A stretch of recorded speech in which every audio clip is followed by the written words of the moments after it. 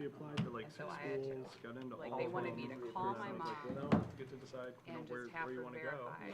And And I was like, you just need her to verify she because she stayed doesn't at have like any of 4. this information. We went to They've been 4 divorced of for a long them, time, and and she's she never kind found of out. did like the overnight So they said yes, experience. so I Like the called hotel my or mom's the number. dorm rooms or like the She didn't pick up, and I just said, hello? So good morning, everybody. It's like maybe 10 years old. So It's like, 9 a.m. You authorized us to So. go. And I was like, I want to Yeah, go. yeah. And they said, okay, and then it was terminated.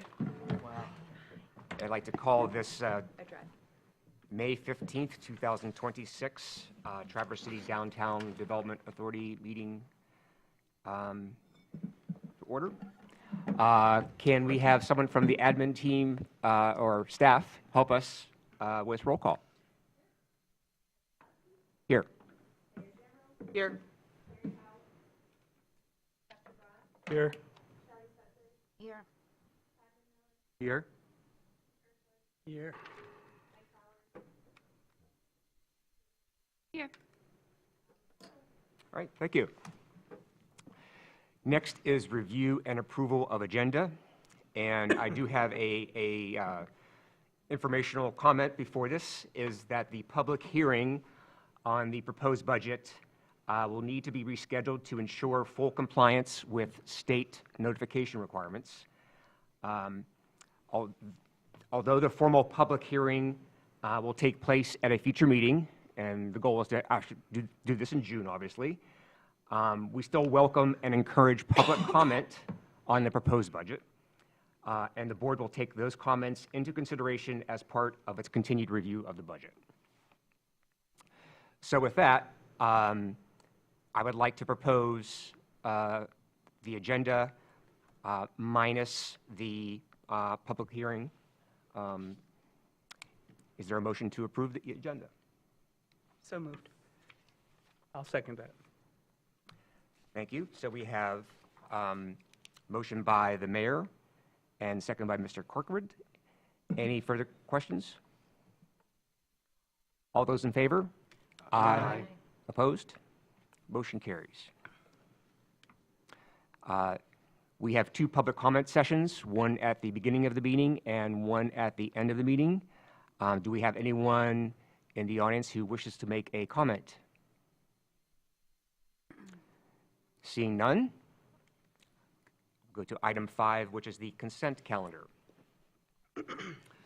So the purpose of the consent calendar is to expedite business by grouping non-controversial items together to be dealt with by one DDA board motion without discussion. Any member of the DDA board, staff, or the public may ask that any item on the consent calendar be removed therefrom and placed elsewhere on the agenda for individual consideration by the DDA board, and such request will be automatically respected. If an item is not removed from the consent calendar, the action noted in parentheses on the agenda is approved by a single DDA board action adopting the consent calendar. Item A, consideration of approving the minutes from the April 17th, 2026 DDA regular board meeting. Approval is recommended. Item B, consideration of approving the April financial reports and distributions from the DDA General, Old Town TIF, and TIF 97 accounts. Approval is recommended. C, consideration of approving the April 2026 financial report and distribution from the Traverse City Arts Commission. Approval is recommended. So for those 3 items on the consent calendar, is there anyone on the board or the audience who wishes to remove any of those from the calendar? Seeing none, may I have a motion, please? I'll make a motion to support. I'll second it. Okay. So we have a motion by Mr. Gibran, second by Mr. McMillan. Discussion? All those in favor? Aye. Aye. Opposed? Motion carries. Next item, I will comment first of all on the item that we have removed from the agenda, the public hearing. So I think just to reiterate the schedule of events is that we have already approved the 2026-2027 budget. It went before the City Commission in a study session this past Monday. At that session, there were no questions asked of us about the budget. I do know on Monday it is on the city commission agenda, along with the rest of the city budget, of which the intent, I think, at that meeting is to have a public hearing and then to consider approval of the budgets. So that's sort of the current plan for the DDA budget. And then the sequence of events is that the city commission must approve the budget first, and then it comes to us for final approval. Mayor? Just a point of clarification, Yes. actually, potentially, depending on if more questions come in or not, the budget could be voted on Monday, not just not another public hearing. Thank Sorry, you. Thank you. I just, in Sure. case people Thanks. found out it got Sure. voted on and thought, well, wait, I thought we had another meeting. I just wanted to clarify that. Thank you. Thank you. So next, we'll go into old business and TIF 97 project priorities update. So on page 45, just kind of give a little bit of where we are with our big projects. As you probably are aware, the Farmers Market Pavilion was approved by the City Commission, and so we are working with city staff to finalize the contract with the contractor, and then again, we hope to break ground on this in July after the Cherry Festival. So very exciting. We are hoping, fingers crossed, that progress is made quickly on that pavilion and parking lot, and then perhaps we could have at least 1 or 2 markets in the fall before we close it down for the winter. But that's weather dependent, obviously. But that's our goal if we can do it. And then for Rotary Square, we actually had word from our consultant from Progressive that the final construction drawings will be ready next Friday. So upon the delivery of those construction drawings, it's then our opportunity to approve and then actually do the RFP for construction. Again, the idea is that we would get the RFP and get the contract settled this fall with then groundbreaking next spring, so essentially a year from now. And the beginning of that project is part of our budget approval. And then for the Boardman-Ottaway Restoration Infrastructure project that we've been talking on, again, part of our upcoming budget has an item for the development of the construction drawings, which would then get us to the opportunity to bid that project upon the completion of those construction documents. But that will be contingent upon approval of the city budget. Any questions for Harry? I think it's exciting. Like Definitely. farmers market this year, Rotary Square next year. Who knows? Maybe the Boardman gets some attention after that. You can only hope. Okay, thank you. Next on the agenda is moving downtown forward TIF plan discussion. All right, on your table, in case you didn't get the most up-to-date packet, is just the memo from me regarding where we're at with the plan. And this is in the packet online if you can get it, but I want to make sure everyone had a hard copy of it. But we are, rounding into a time to make kind of final decisions on all the elements of the plan that we've been considering for quite some time. I think we've had a very robust discussion on the projects, the requirements for maintenance, the dedication to long-term commitments towards stormwater and infrastructure repair with that percentage caveat that we've made for the entire plan.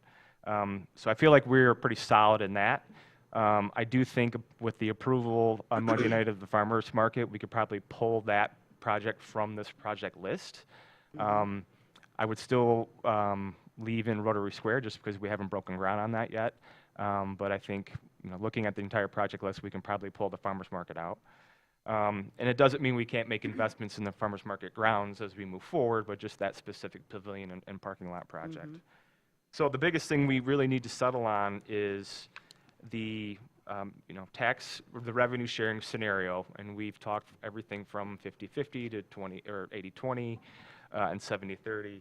And so that's what I really want to kind of focus in on today and get some direction, because I'd like the direction from this board to then direct the steering committee to really fine tune on these last pieces of the TIF plan itself. And in the packet, you'll see we have our draft plan, essentially. And it is a draft, so we don't have all the attachments of the maps. We're still working with city staff to get our maps done. But you can see blanks in there essentially devoted to the revenue sharing scenarios that we need to come up with today. So in terms of the plan itself, we're very close. We need to kind of hone in on these final details. So in your packet, beginning on page 70, are those same kind of different scenarios that we talked about at our last meeting, where we had the 20/80 split and the 70/30 split. It's actually page 69 of mine. So it's 69, 70. 69, just, yeah. 70, okay. So it's colored spreadsheets. Right. Yes. And then we had the What number 50/50 is that? scenario. No, it's an iCompass, so what number is on iCompass? It's where it starts getting colorful in landscape. Okay, exactly. there's like Keep on going, charts. keep on going, keep on going, sheets, keep on okay. going, keep on Well, going. keep talking, I'll find it, All right. but. Well, we went over this spreadsheet at our last meeting, right? We talked about what those shares look like in terms of the capture. And then the blue column, again, was the 4% allocation, which is 2% for stormwater, 2% for infrastructure dollars going back to the city. The orange column was the dollars devoted to maintenance, which included the service agreement and the downtown police officer and the clean and green. And then the pink column were the dollars, that, at least today's dollars, that were devoted to the maintenance of Farmers Market, Rotary Square. And then another allocation towards kind of smaller infrastructure projects. And so the gray column is then essentially is the dollars that we have to do the projects that are on our list. And again, so looking at the list, if we do the 20/80, the 20% again goes back to taxing jurisdictions. If you subtract the blue column, the orange column, and the pink column, that gray column is essentially what we have per year to then do these large infrastructure projects. So I know we've had a lot of discussion and we've had a lot of community conversations about what the percentage share should be. I'm recommending to this body that it's a 70/30 revenue sharing model because I believe it creates a balanced approach that supports both the downtown investment and broader community benefit. It also allows the DDA retain sufficient funding to maintain and improve the critical infrastructure that we've identified and provide those core services, which are outlined in this form. But it also ensures that a meaningful portion of the future tax increment growth is shared with those taxing jurisdictions. And I think that's a big component of what we've heard from the community is we want to see that revenue share as part of this proposed amendment and extension into the future. And I believe by doing both, it really sustains our long-term investment for downtown, again, recognizing those partnerships and those priorities. Also in your packet, there is a green spreadsheet that talks about, based on those percentages of what would go back to the taxing jurisdictions, what that might look like on an annual basis. And just looking at some of the math, if we did a 20-year TIF, at 30% share back, that's $38 million back to those taxing jurisdictions over the life of 20 years. That's substantial money back to those resources. And that's over $17 million back to the city itself. And again, providing that another 36% or so of the money that the DDA would capture would go towards those core maintenance and services that we've talked about, and which is one of the highest priorities we've heard from the community. And if we also look at what our budget looks like today compared to kind of future estimations, again, our budget today from TIF 97 is about $4.5 million. If we do the 70/30 share to get us to today's budget numbers at about $4.5 million, we're looking at essentially almost 12 years into the new TIF to get us at current funding levels. So this very much is, I think, a compromise for, again, what we've heard from the community is still maintaining core services and maintenance of downtown. The public infrastructure projects we've identified are, frankly, maintenance projects. And then also, again, providing that equitable share back to the multiple jurisdictions. So I want to kind of facilitate a discussion about that 70/30 and then talk about some of the other options that we've talked about collectively. Just want to make sure before, because I You know. know, that's You want to fine. start? Just make sure that. No, no, I got it. So one thing I will say that there wasn't really a pause, but I have the privilege of being on the ad hoc, so we can always hash this out in the ad hoc, is unless we think that we're not going to break ground on Rotary Square by the end of 2027, I think we should take that project out, because I think right now the perception is we're asking for this next pool of money, this is supposed to already be happening, and are we actually not going to do it? And we know it's weather dependent and a couple things, but it's not that there isn't the will to do it or the funds to do it right now. And I think that is causing some cross-communication issues. So we can talk about that now, or we can talk about it in the ad hoc and bring it back. But I think that we should just say it's going to get done, leave the window to add supportive Yeah. costs, but not these actual giant projects that will in fact be done. Because one of the things we've heard is, well, what have you done? Because the last few years, it's kind of been more planning than doing. I think it would be great if we took that out for that reason. That said, to your question that's on the table right now, I think the 70-30 split would be good. I think we had some mixed votes for split amongst the city commissioners when we had the joint session. But what I would say is since then, and to let the board know, we've had a city commission meeting where the city manager was pretty frank in going over where our budgets are going to increase greatly with staffing costs and some other real-life issues that are hitting the city. While that extra money going into the general fund might be a good argument by some to end TIF, at the end of the day, even that little bit of extra money that would come isn't going to make up for the $2 million a year almost that we would lose to the city in this now tightening budget to then repair Front Street in a couple of years, to add to the shoreline restoration, to update some of our other streets and walkability. So that's a real new measure I think that we're going to have to consider. So sharing back is important, and I think this is, like you mentioned, is a good balanced scenario. But I think that we're going to be honest about the little bit of money that comes back to the general fund in general to help make up some of these gaps is still losing $2 million a year that we're already struggling to find how we're going to pay for what we've got, let alone these projects that, as you called them, Harry, rightfully, are essentially maintenance projects that we are helping the city with. Thank you. Being on that same ad hoc committee, I agreed. We've talked about the 70-30 split, and it seems to be right. Mayor, can I ask you, are you thinking then a 20 year? That I think we can talk about here and in the ad hoc. I'm Okay, not right. entirely married to anything. I think it's good that we know, though, that it'll take 13 years to get back up to where we are right now. And I think it'll depend on the projects that end up making it in. I realize when we put the DDA and the city commission together, a lot of the river projects fell low. I mean, that might be where our public goes again, as everybody knows. I think that's probably an indictment of this whole city if we decide we're turning away from the river again. But that could be where we end up. So that would, if we're doing all of those, or we want to include a lot of those, maybe we'd have to look at longer. If the river's out completely, we could probably do a shorter. But I know Caitlin's joined me a few times. I know, and calling for the river to actually get some attention. So we'll have to hash that out here in the ad hoc.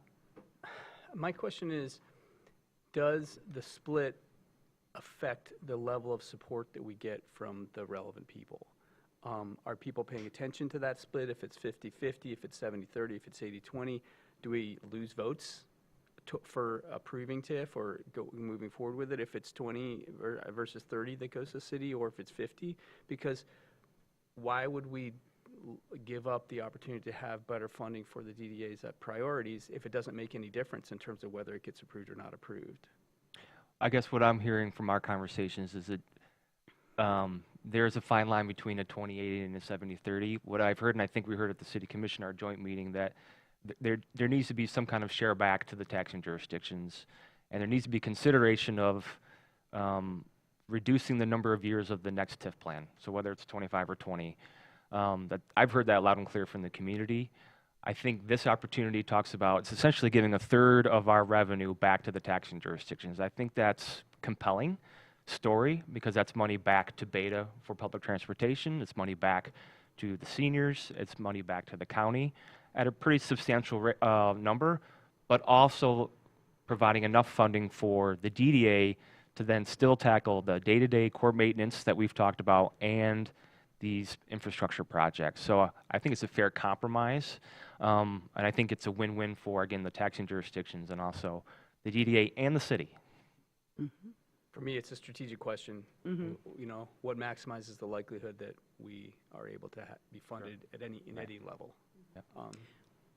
I guess I would say to that too is I've heard from the community more in the 80-20, 70-30 range.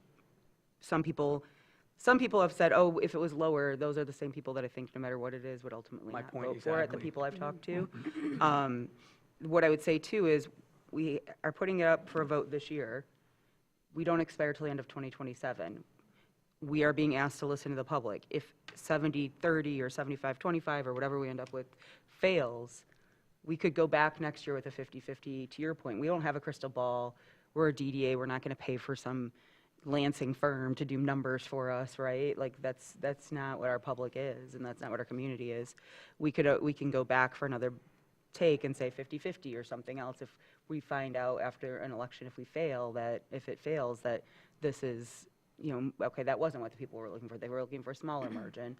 And then that'll give us our number one way or another. But if it was going to fail because it was sharing or not, or just because it's TIF, it doesn't matter at that point anyways. So that's kind of the philosophy I'm taking going into this. I'm hoping that the public will recognize that we need support from outside just the city, but we might be wrong in 2 years. We'll see. Well, I guess if a 70-30 has been sort of floated and people are that's been brooded about, I think at this point saying 75-25 is probably going to feel like a little bit of a, yeah, and I'll say this though, we set the parameter by saying 80-20 or 70-30. Yeah. I think somewhere in that ballpark, and 70-30, more on that end, is where we landed, is just where we all put it out, so. I'm just going to say 75-25 question mark? I think for ease of communication, the 70-30 and having it essentially saying that's a third of the total tax capture. It's not. It Not is, Math-wise, but Yeah, okay. that'd Yeah. be 33.33. Yeah. Right. Yeah, It's close. so, I mean, Yeah. so in that effect, I think the 25-75 is sort of a good question in terms of like a sharp round fraction. If that's the communication that you're I'm just asking, questioning. that's just asking the question. I guess on the top of my head too, though, the 70-30 is, we kind of were floating 25 when the plan originally came together. And I think a lot of that stuff with that plan, whether for good or bad, got kind of marked as toxic or whatever, got a bad mark. So that had the 25%. So maybe it even makes more sense for a clean, all-around approach to just say 30. I'm not ideological about it, I just want I want it to get done. So I'd like to actually have some discussion on the length of the plan. And so, in my mind, so we're not talking, at least it seems like we're drifting away from 30 years, which I think is good, because my personal belief is the reason why we'd even be allowed to do 30 years is for bonding. So if we wanted to build something, and right now in our plan, we're not considering bonding anything. So I think that's good. I think maybe 30 years is kind of off the table. I would actually like us to think of, of either a 15 or 20-year plan. And the reason for that is, unlike a bond measure where just say TCAP says we're going to build gyms or build STEM labs, they're sort of committing to the voter at that time what they're going to do. Right now, we have sort of a list of projects. We're not saying that we are going to do projects A, B, and C. We're saying that we're going to probably do some of projects A through H. We've prioritized them now, but situations could change, funding could change, grants could come in, and so forth. So we're not actually committing to a certain project or projects. We're committing to sort of like, this is the projects that we want to accomplish. And to your point, most of them are almost all infrastructure projects. I actually think that it kind of gives a higher sort of degree of accountability of the DDA board to say, these are the list of things that we want to try to accomplish in this amount of time, whether it be 15 years, 20 years. I think schedule pressure is a pain sometimes, when you're working, but it also gives you focus. And, I think that's actually kind of evident of what's happened with this board in the past 2.5 years. We've had very high focus. And so I think that's very important to sort of carry that through our next phase. And so I actually believe that we should actually think about a 15-year plan, recognizing the numbers we have in front of us. But I think that would give us at least a better degree of accountability. And then, my own personal, very, very naive optimism is that, we've had a lot of discussions regionally of, the area growing, the revenue pictures for both the DDA, the city, the county, and so forth. I'm hoping that within these next 15 years, we're going to find some other revenue mechanisms that we don't have now. And so, again, naive optimism, maybe zero, and there's zero guarantee, but I just think that we should think about the duration in terms of, accountability to downtown and to the public. I appreciate that. I like the approach. I think, just looking at the 70-30, and I mean, essentially, is it year 12 that we're kind of back? Looking at the cost of our projects that we've already, just small projects that we've done, like the Cass, would it be Cass and 8th and Union and 8th? I mean, how much over budget were those? I mean, they're expensive projects, yeah. Yeah. So, I mean, the problem is, with 15 years, the projects that we have, by the time that we, can get the appropriated funding, the project might be double the cost. So really, I mean, I think if it's up to me, I think a 20-year plan would be kind of where I would go with it. The other piece of that is, as you know, we are a component unit of the city, and just about all the projects we do is in coordination with the city. So if we were to do East Front Street, for example, that would include water and sewer, and that's a kind of city end of that project. Those are all mapped out under the CIP and have their own timeline. So any project we do has got to fall on the timeline with city infrastructure because we're complementary to those projects. That's why I believe also that the 20 years provides us that window to do that and enough planning time with the city to execute those projects. And if you just think about even the Farmers Market Pavilion, we started talking about that project in 2017, and I mean, it's taken us this long to get to where we are. These projects take time. The 20 years also provides a very strong commitment, again, to the stormwater infrastructure. If we did 20 years, that's over $1.5 million devoted to stormwater within the city for the lifespan of that TIF. I think it's a pretty good commitment to stormwater management within the city. So that's why I'm advocating for the 20 years, at a minimum. Can I ask a question? When you're talking about the 1.5 million for stormwater, is that inclusive of the projects that we've already identified that would include stormwater, or is No, that just the fund? That is just that percentage that we've said we're going to carve out every year, no matter what. Most of the projects that involve anything near the river and is going to have stormwater already built into that project itself. So the 2% is an automatic, and then most of those projects involve the stormwater element. So it's more than the 1.5 really in total. I think two things. I think we need to be clear on that as we dial in, once we dial into what projects we're going to put into the plan. Because again, when I'm having conversations at the city level and when I'm having conversations with the public, I think it's important for people to understand that that would be, $4, $5, $7 million in stormwater money that we will be losing. That will come out of either city coffers or won't be there at all, that we aren't having to pay right now. We have to be very honest about the numbers, because I think that's where I understand why people are thinking, we're not getting anything for this and it's just taking from my neighborhood, and we have to be very clear about the numbers. The other thing I would say is, I think it sounds like if we can dial into like 20, 25 or whatever, I think it would be good for the ad hoc and to have staff then bring us, here's what you could do in that time with the money that would be available, barring any massive, inflation numbers that might cut us down from 4 projects to 1. Because I think that would be important for us to then, for setting out the plan too. If we, we want to be flexible in having some things, but to Ed's point, I think we want to show where we can be focused, right? These are our focuses. If other funding comes available, blah, blah, blah, projects 5 through 7, and it's not inherent ranking, but here's what we think we could realistically focus on with the money that's coming in, with what's in the city CIP to show that alignment, and, et cetera, et cetera. These projects, these 4, are likely to come up in the next 20 years. We have room for this or this that's slotted if there's a huge grant or something that comes. So I'm not saying to cut off all our options by only putting 4 things on the plan, but I think, we did prioritization based on kind of, no offense, because it's important, but the kind of will or the whimsy of the DDA and the City of Traverse City board, but at the end of the day, what's going to be done by the city itself, the staff, by the CIP, by other things, that's going to be really what dictates what gets done. And so I think if we can kind of, at the next ad hoc, have a little bit of that information, that would really help, I think, find a good number too. On the question of duration, all other things remaining equal, I'd like to see the longest possible duration, of course. I think we'd be doing a favor to the future people that sit on this board, and frankly, the city. So all the things remaining equal, longer is better.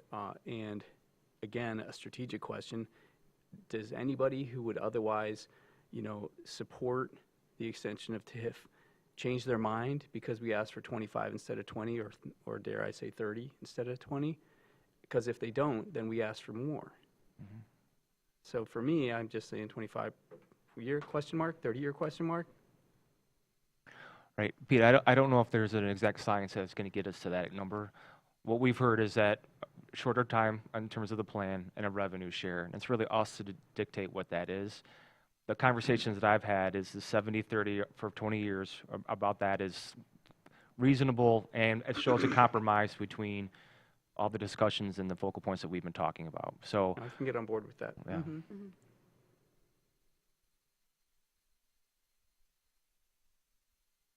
I guess I would just say I would be disinclined to shorten it just spontaneously on our own, accord. And to that end, I don't think it's terrible if in 20 years, whoever's in power and, decides to take back a plan. What I don't want them settled too much with, though, on a shorter plan would be, here's this list that a group put together 15 years ago, or maybe even 20 years ago if we're not strategic about it, and only half of it hasn't been done, and now we're asking voters to give us money again. I appreciate your optimism, Ed. Given the way that things are right now with the federal and state funding and what I've seen over the last 10 years, I have zero hope that magic programs will suddenly start developing to give us money at the local level. In the near future, maybe in 20 years, maybe we'll get it together. But in the next 5 to 10, nothing gets moving. In Lansing, the federal government's cutting off funding to us. These other pools that we're hoping to pull from don't exist, and then there doesn't seem to be the political landscape right now for them to exist in the near future. And so I think that's important for us to be honest about too. We've been hearing the county floating a cost share. We've been talking about this since before the pandemic, 8 years. No cost share was ever brought forward. The scramble right now, if something's proposed, great.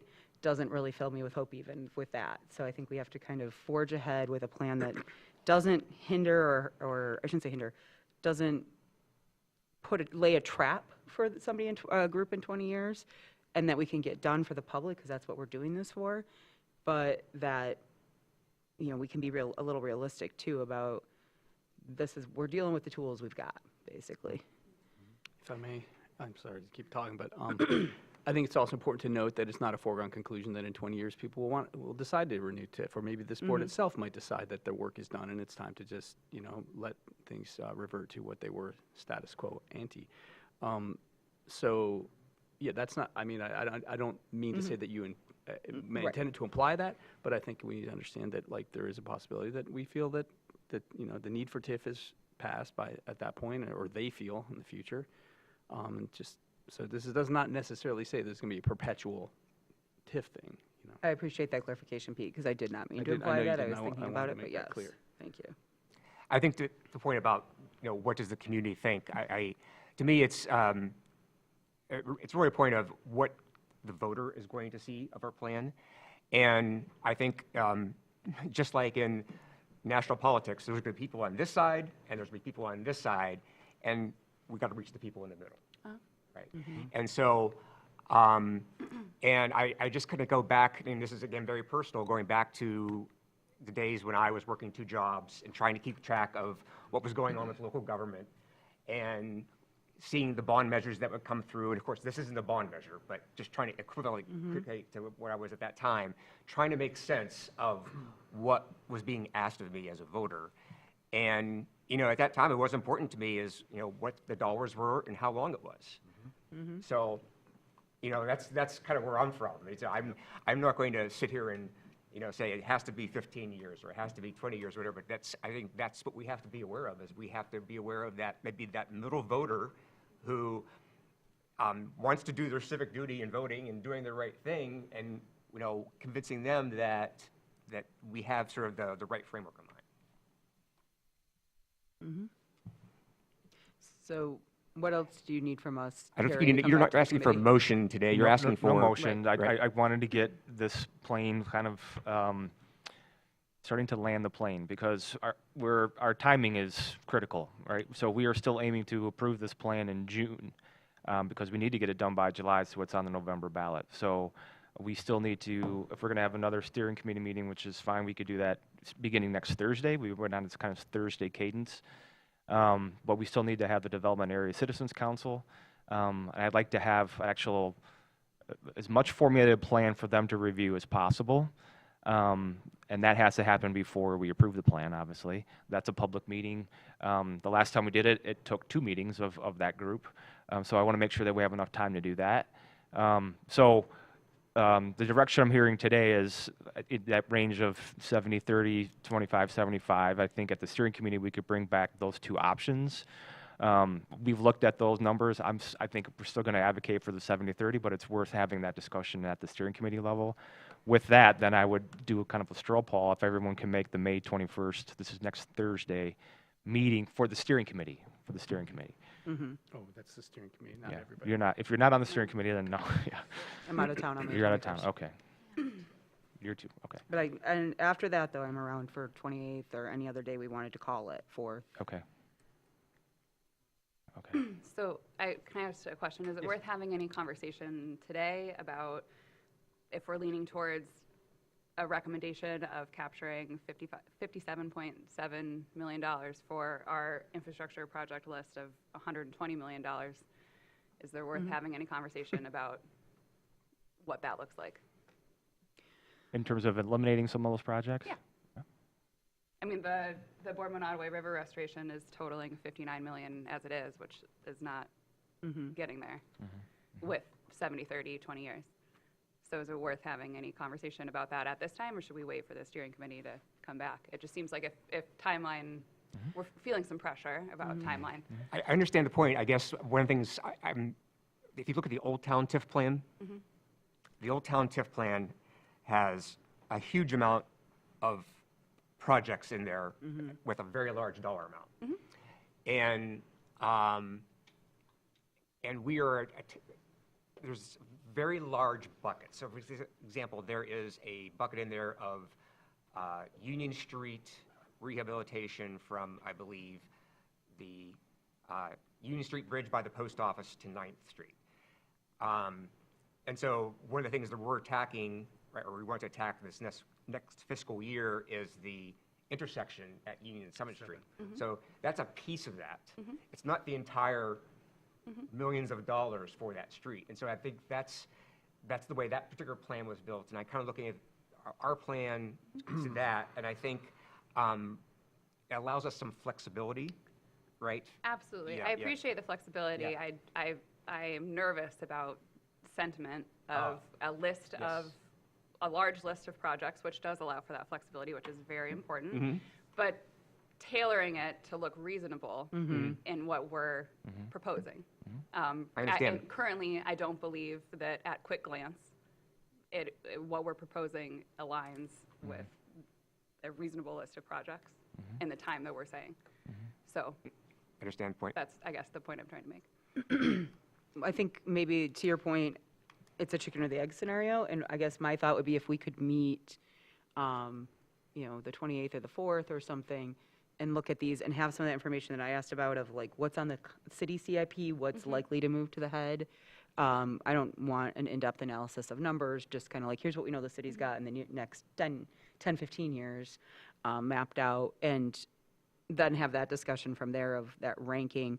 And then I'd be curious about too, and we might have to check, I know legal counsel's here, but I'm not going to spring this on them, of, you know, can we get away with something of Boardman restoration projects, right? So that if suddenly we got a grant, another giant grant from NOAA or something, because that's in our plan, and the city's committed to it as well, we could pull some funds out for that in 15 years, let's say.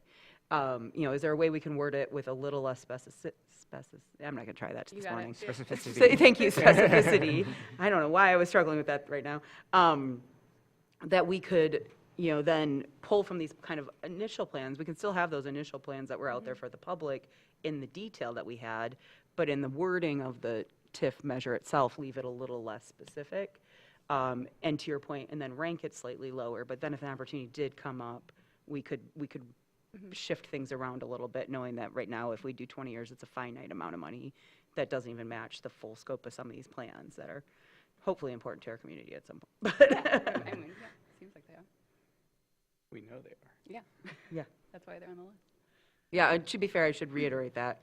I'm talking about the rhetoric that's around things right now. We had a ton of public input over many months.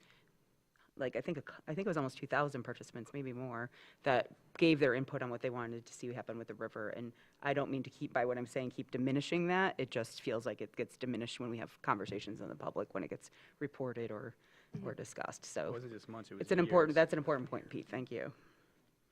Amy, I think to your point earlier, the work that we've talked about on the Lower Boardman incorporates a great deal of the underground infrastructure that we've been talking about. I mean, if you just go back a month from today and saw the sinkhole on that alley, that is going to have to be addressed, and that described somewhat in this larger project for Lower Boardman at a cost to be determined, but that's infrastructure that's been consistently hit hard by either high water or extreme weather that is going to need to be addressed. I mean, the city is studying the wall right now.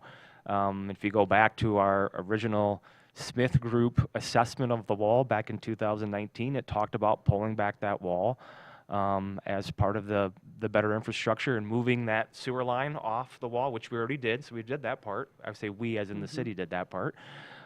So that scope, although it's incorporates a lot of the placemaking elements that we've talked about, has a great degree of public infrastructure and stormwater management as part of that overall plan.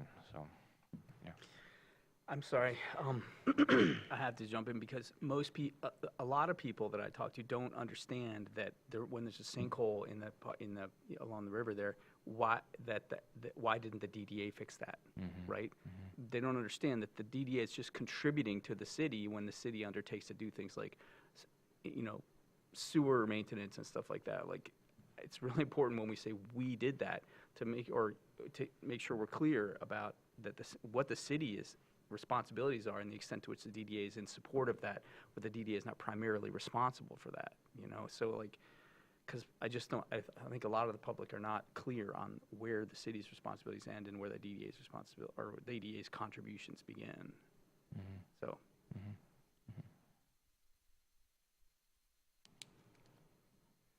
Okay, if the steering committee is going to meet, we have to meet on the 28th. I mean, that's got to happen, so we can have enough time to get the Development Area Citizens Council to meet, because that's another board of citizens that may be out of town as themselves. So we want to make sure that that group is able to meet. So I can do the 28th. Do the 20th. I can't, but okay. So there's one thing that isn't in our current plan, and I just want to at least raise this to the board so that we're aware of it, and is that we've had some discussions about, I'll call it, business stabilization downtown. We've even had planning to have a study done this year.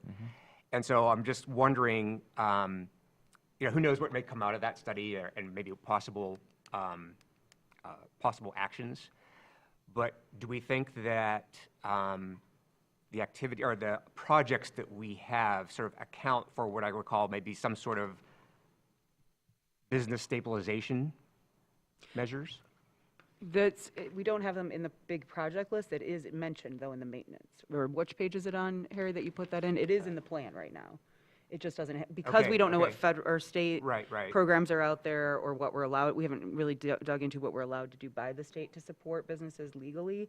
It's mentioned, I think it's under one of the So we have the tables. section that's essentially projects and services that are eligible under TIF, and that would be one of those that fall under that. And if we need to be more explicit in that title, we can certainly do that.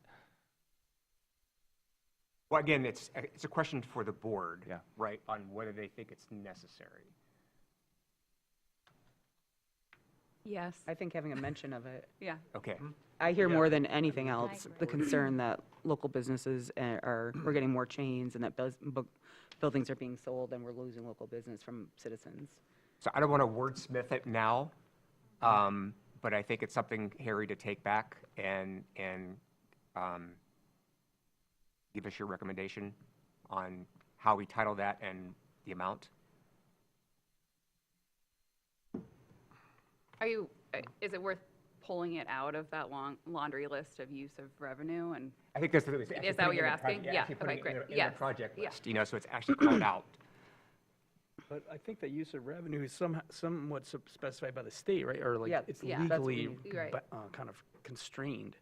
I'm not saying that doesn't fall into one of the buckets, but I don't think we could just add a bucket because we want to. No, no, to your point is, I think it's actually, it's allowable by the state. It's a matter of, in your TIF plan, you're not really supposed to spend money on something that you don't say, we're going to spend money on this. Right. Okay. So that was my point. Right, and, and to that end, there's certain things that are allowed by the state right now. I have more hope for something, well, maybe not MEDC with what's going on with them right now, but one of the entities of the state getting tasked with grants or some kind of matching to help local businesses in a more combined effort from the current legislative powers in Lansing than I do of a magic funding for like environmental restoration and things. I guess is how I would summarize my thoughts on it. Sure. My concern with putting it, we can have this conversation at the ad hoc, my concern with putting it on the giant project list is it is vague. And so I don't want us to have all of these really detailed out plans that are, $10 million next to them, and then say, helping downtown businesses. Right now, we're allowed to do X, Y, and Z, question mark, question mark, question mark next to the dollar sign. We can have that conversation, but I think that's the importance of where it got put initially in the plan by Harry is left us, was it under maintenance, Harry? Sorry, I forgot, and I know. No, I mean, I think on page 68 or 69 in your packet, there's a list. It's called the use of TIF revenue. It's got 21 items listed of things that are eligible under TIF. I think to the point I'm hearing is that a more explicit statement as to what you're That we talking wanna about could do be it. included in Right, that yeah. list. Okay. Yes. Harry, can I just ask a process question? It sounds like we're all, at least what I'm hearing, is an agreement on the 70, 30, 20-year. What else does the steering committee need to decide on that's holding us? Why wait for that next meeting if we're all? Well, I'm hearing a leaning towards 70-30, but maybe looking at the 75-25. I I don't- mean, I'm that- not I ideological don't about think that. so. I'm I think strategic about everybody that. All kind right, of, then maybe it's really just looking at that project list as the last item piece. yeah, Yeah. okay. Refining that list. I would say if that would go for it. Yes. I would also like the steering committee to take a look. So the staff has, in the past few months, sort of reformatted the plan a bit, right, to make it somewhat more readable. And I actually would like the steering committee maybe to look at that and maybe make suggestions on how, maybe how we can call out certain aspects of our plan. Yeah, I think what we talked about before is that in addition to the plan, there would be essentially kind of a one-sheet cover plan, for lack of a better word, that would give all the highlights of the plan. So if you didn't want to read the whole thing, you would get essentially what this plan does in a one-pager kind of a thing. Thank you. Thank you. Thank you. Okay, any more questions, comments on this agenda item? Well, thanks, Harry, for putting this together. And I know it's working towards on a schedule, but I think we're making some decisions here and moving forward. Next on the agenda is the Riverwalk signage planning. All right, I'm going to head to the podium here to plug this in.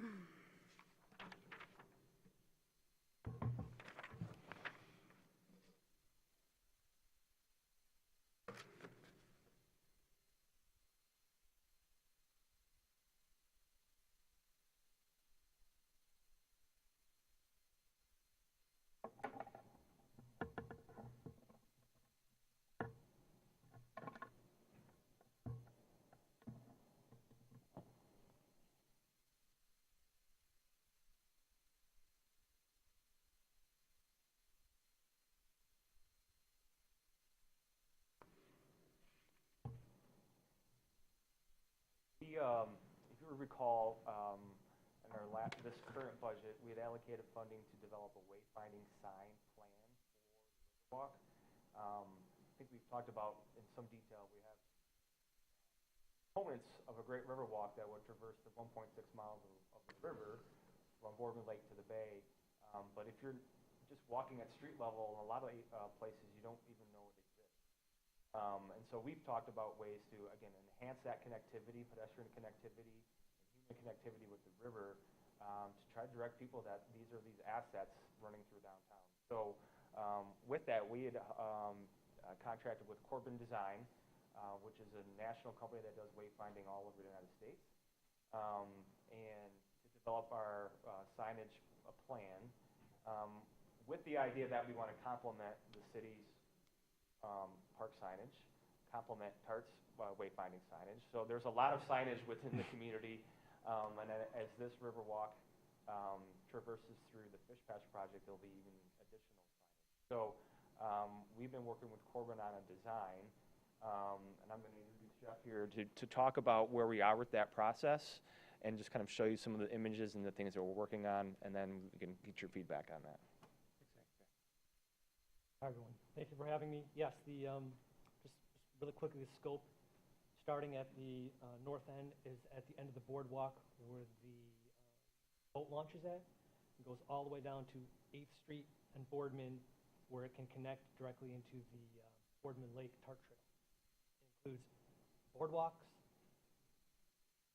paved sidewalks, unpaved trails, and even the off-trail, so on-road connection between like J&S Hamburger over to Wadsworth. Please Move your mic. microphone, thank you. Over to Wadsworth to make that connection as well. So a continuous route.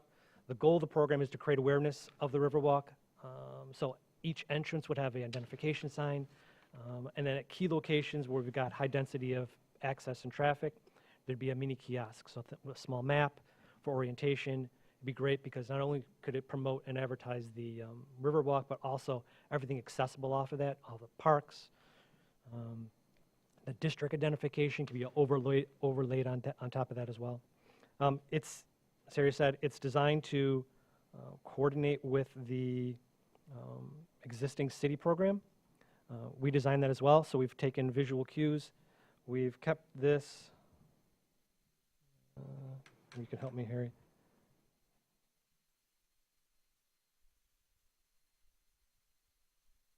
Right there, I gotta scroll. Okay, we've kept this as a utility-based system, meaning that we kept it very simple, construction very simple. We want this to be a super low maintenance, low impact, or high impact, low cost system. We started with this basic location plan. I have recently verified all the locations, and the good news is there are so many railings and fences out there right now. It means we can mount to those existing structures. We'll save a lot of costs for putting new posts in the ground. Only at key locations, especially some of the areas I'm not quite sure about how the Fish Pass is going to work out, where we probably want to put some existing new posts in. There'll be low-cost wood posts consistent with a lot of the wood split railings around the Riverwalk. The design itself is, there's a couple of different options in here we're looking at. This would be that kiosk that I mentioned earlier. It's an orientation point, so give you a full-length sort of mini map inside there. Along with this far right-hand side kiosk, sort of rules and regulations, I hate to say that, but some guidelines for using the Riverwalk. I walked it recently and I saw a couple signs, but I think it's worth reiterating. The boardwalks get slippery when they're wet. So I think that surprises some people. It would be nice to have that as a little notification up there. The also thing that's important, I think, to notice, to put on there as a notice, is that some of those boardwalks do not have railings. So people going down there with kids, just give them that awareness before they get down there. So yeah, here's a little blow-up of the mini array. Left-hand side is the kiosk. Here's this middle sign is what you would typically see at some of those entry points, those stairways leading down. This could be as an aluminum panel with digitally printed graphics.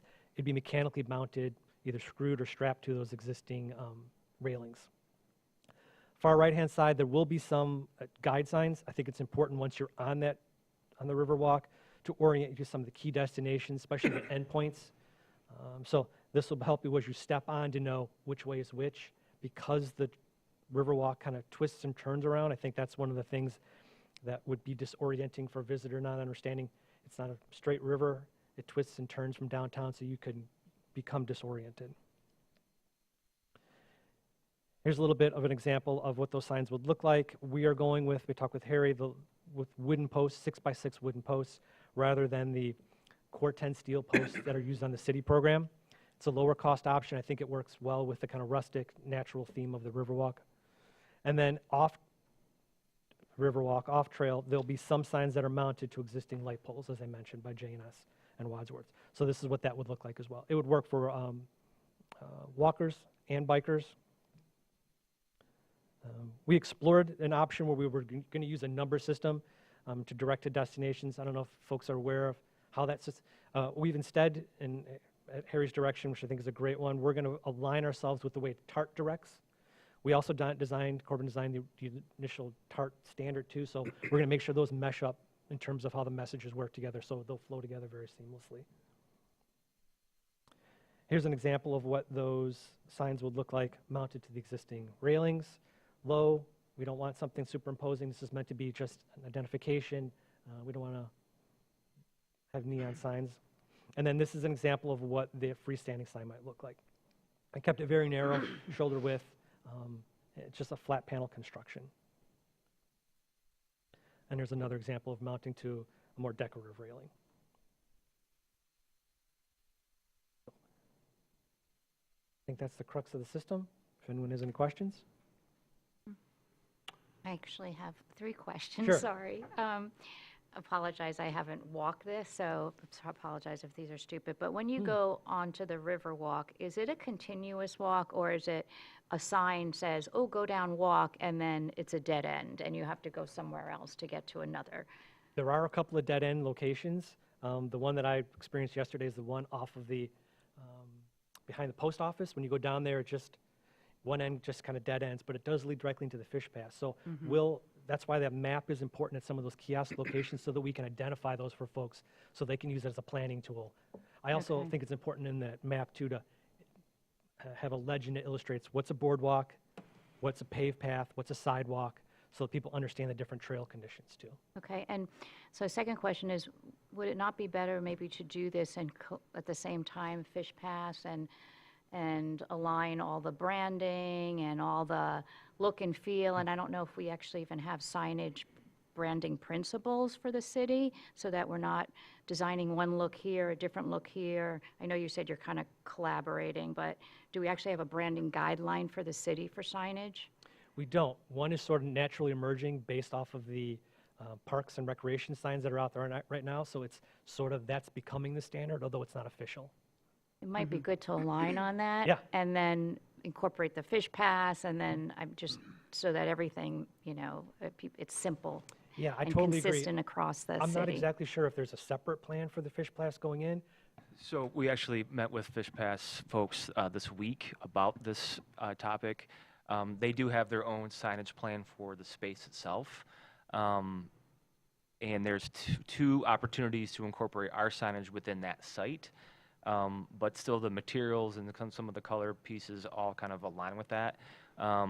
As the onset of this project, we made it explicit that this has to fit in with the city's wayfinding, and it's very complementary to chart wayfinding. So even though there might be subtle differences in color, the font and the size is all fairly consistent to look like it's one uniform system, even though this is very specific to the Riverwalk. Okay. We've never folded them together officially, but because we've been designing them, we've been aligning all the standards together. Okay, thank you. One thing, first of all, I appreciate where your question was coming from, Shelley, but it got me thinking, because there's going to be so much overlapping in different spots on this, I'm actually glad it's similar but different. So if somebody's trying to follow the Riverwalk, they don't end up down Fish Passes or following the TART out further away, or they can, but they know they're on a different trail system then.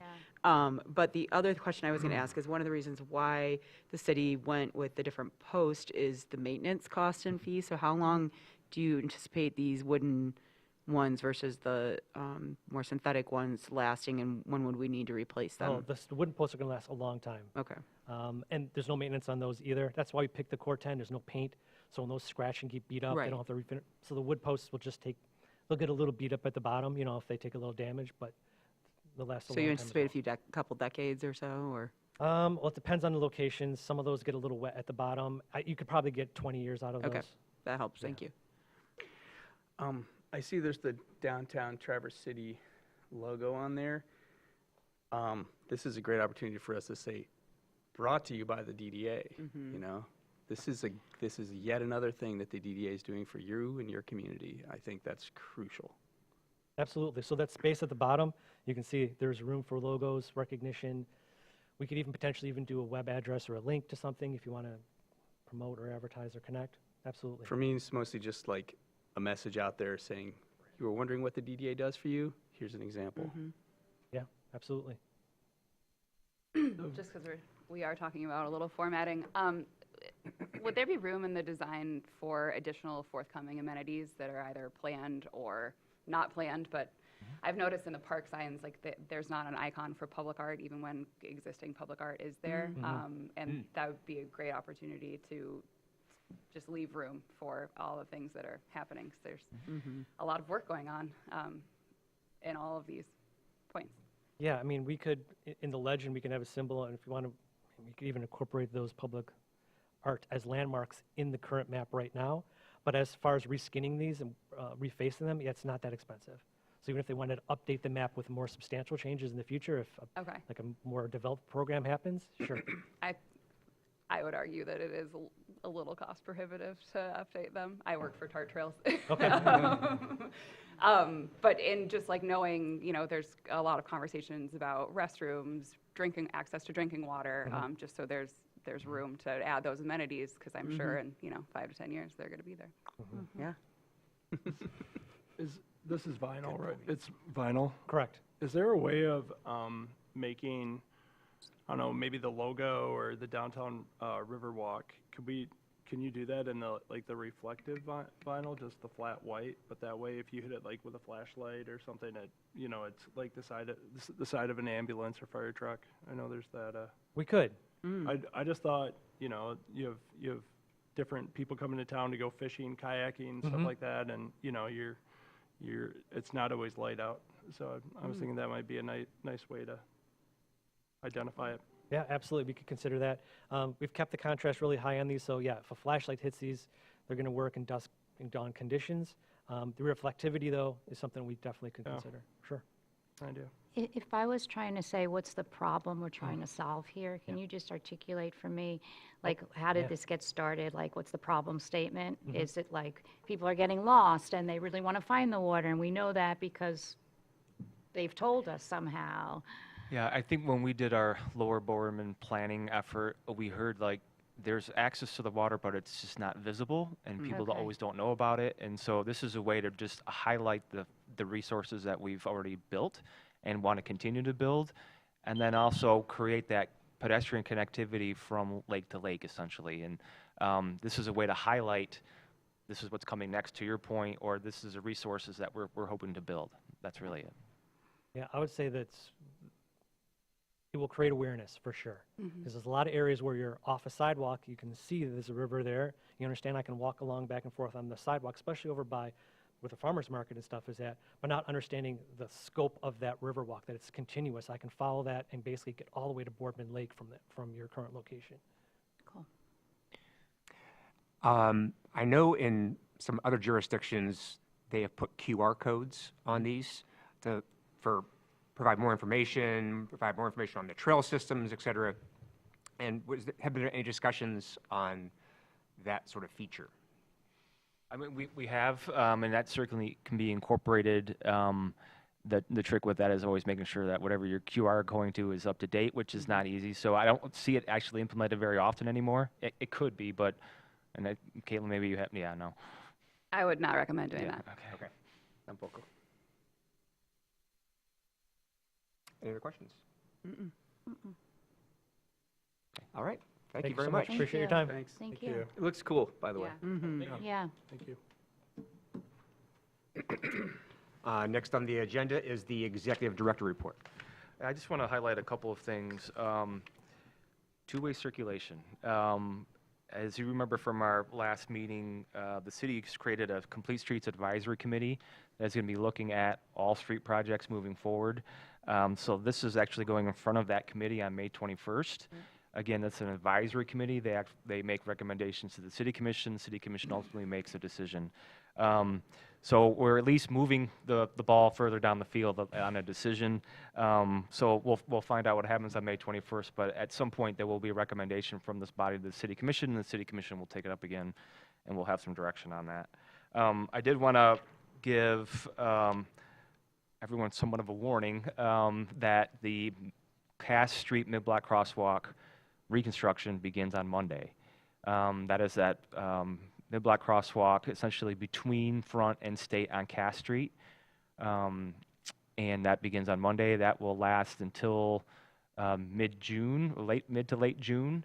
But the vehicle access on Cass will be closed for that. The alley will be open only from Union and Park. So the alley is still open, but you cannot access the alleys from Cass during the construction of this project. So we are hoping that this gets wrapped up by the date that we've been talking about, was mid to late June. So we're ready for Cherry Festival and all that good stuff. But that begins again on Monday.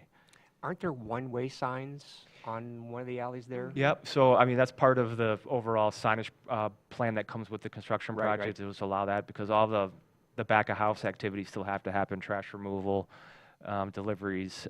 It's going to be congested, but it's going to be open. And we've been working with business owners and stakeholders just to make awareness of this issue. So, just the other stuff that is happening. Summer is here. It came up pretty quickly.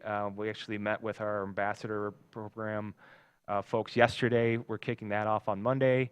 That's a team from Seeds that waters the plants and does the weeding and just maintains downtown generally throughout the summer.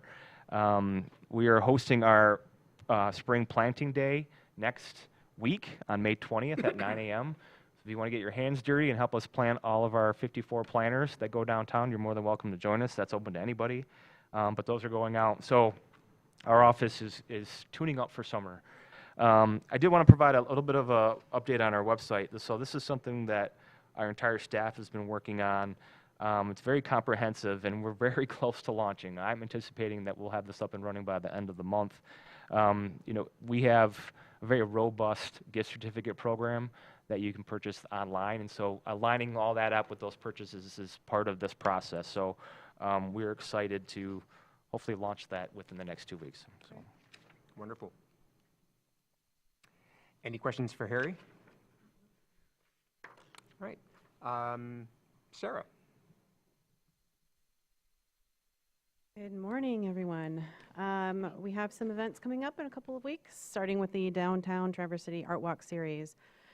Friday the 29th and Friday, June 5th from 5 to 7, we'll be welcoming artists to set up displays in over a dozen businesses each week. They will be doing some demonstrations.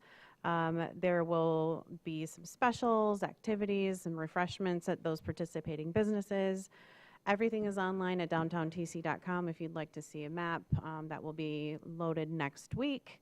And then we'll also have some live music at Horizon. Crooked Tree Art Center, our partner, as always, is providing a community art project both weeks, and we'll have a caricature artist for donations. We also have a sponsor that might be offering an activity all at the J. Smith Walkway. And I do want to say thanks to Crooked Tree and Illuvian Arts. They helped about 60% of our businesses find artists. So that was a bit of work, so I appreciate their assistance. The art fair is coming up. We have the Old Town Arts and Crafts Fair presented by Groundworks, #sponsorship. And then the National Cherry Festival Art Fair. So that's June 13th and July 5th. We do have some limited spots available. We'll be looking at those probably starting today with the jury. The Downtown Fine Art Fair presented by Groundworks. That is also being reviewed for another set of reviews of the application, so round 2. We are still trying to figure out the location with Rotary Square being unavailable. We might be looking at East Clinch Park. I just have to go through and see if the trees will allow for all those booths. Moving on to the street sale and Friday Night Live. Friday Night Live applications have been live for a couple of weeks now. They will go through June 7th. So if you are a nonprofit, a food and beverage vendor, or provide some sort of entertainment, you can apply on our website, downtowntc.com, through June 7th. Street sale will go out to members in June. You do need to be a member to participate in street sale. One note, I'm working with Traverse City Fire Department, as always, on making sure that the streets are safe and clear. So there will be an emergency coordinator or safety coordinator that every business will have to identify this year. Last, we are in the midst of a marketing campaign for our shoulder season that we're going to replicate for future shoulder and off seasons to make sure that everyone is showing the love to our downtown businesses year round. Because if you want it to stay as healthy and welcoming as it is in the summertime, you need to show up for all of our business owners when it's not the summertime. So we have paid media spots in print, digital, social. We'll be doing posters. And I put some samples of the campaign, More Than Just a Destination, in your packets. Thank you. Any questions for Sarah? All right, Happy well, good luck weekend. Memorial Day weekend. Thank you. Yeah. Okay, we've come to the end of our agenda, and we have come to our second public comment session. Does anyone in the public audience wish to make a comment? Seeing none, we adjourn. Thank you very much. And all the students can come up and get their signatures from us. Thank you. I recognize that in the crowd. Picked a good meeting. It was only an hour-long one. City commission's usually